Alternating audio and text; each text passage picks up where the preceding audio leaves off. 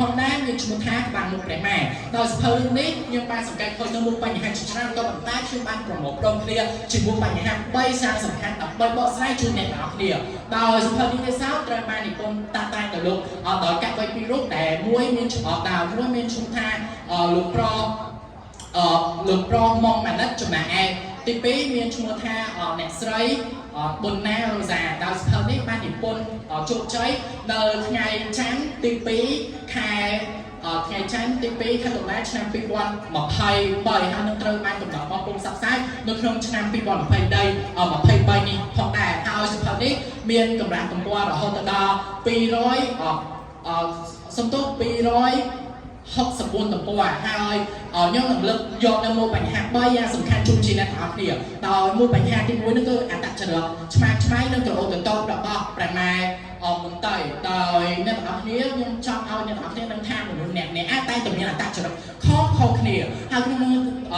ងនោះដែរព្រះម៉ែមន្ត្រីគឺជាមនុស្សម្នាក់ដែលកើតឡើងចេញពីការឈប់នៅបឹងកណ្ដោនៅកណ្ដាលបឹងកធំមួយហើយព្រះម៉ែមន្ត្រីមានអានុភាពខ្លាំងក្លារហូតធ្វើឲ្យចក្រវាឡទាំងនោះអាចត្រឡប់ចាក់ទៅដូចជារលាយដោយសារស្នាដៃទ្រង់បានចុះហើយដោយសារតែបញ្ហានេះហើយទើបធ្វើឲ្យព្រះអង្គយល់ឃើញថាបើសិនជាព្រះម៉ែមន្ត្រីធ្លាក់ទៅលើដៃមនុស្សក្រក់ច្បាស់ណាស់ថាពិភពលោកចក្រវាឡនេះនឹងទៅជារលាយចុះហើយទើបធ្វើឲ្យព្រះអង្គសម្រាប់ចិត្តយកព្រះមន្ត្រីធ្វើជាបុត្រីរបស់ខ្លួនដែលចិញ្ចឹមបីបាច់ដូចទៅនឹងកូនរបស់ខ្លួនចង់ក៏ប៉ុន្តែដោយសារតែព្រះអង្គគ្មានពេលវេលាគ្រប់គ្រាន់ក្នុងការជួយព្រៀនដល់ឲ្យព្រះមន្ត្រីដោយសារខ្លួននឹងមានកិច្ចការងារច្រើនចុះហើយធ្វើឲ្យព្រះមន្ត្រីនឹងគិតថាអាចតែខ្លួនជាកូនព្រះអង្គហើយណាមួយខ្លួនមានអនុភាពខ្លាំងផងទើបធ្វើឲ្យព្រះនាងមានចរិតក្រអូបតតនិងឆ្មាយបន្តិចចំពោះទេវតាដែលធ្វើឲ្យទេវតាមួយចំនួនរហូតដល់ស្អប់ព្រះនាងរហូតចង់សម្លាប់ព្រះនាងថែមទៀតផងហើយចូលមកកាន់មួយបញ្ហាទី2នោះគឺការលុបលួចរបស់ទេវ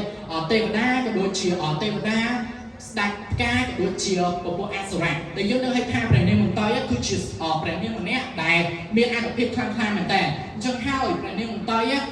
ក៏មានស្បែកមុខមួយដែលអាចប្រែកលាទៅជាអ្នកគេក៏បានដែរសូម្បីតែព្រះអង្គអញ្ចឹងហើយទៅធ្វើឲ្យមនុស្សទាំងឡាយក៏ដូចជា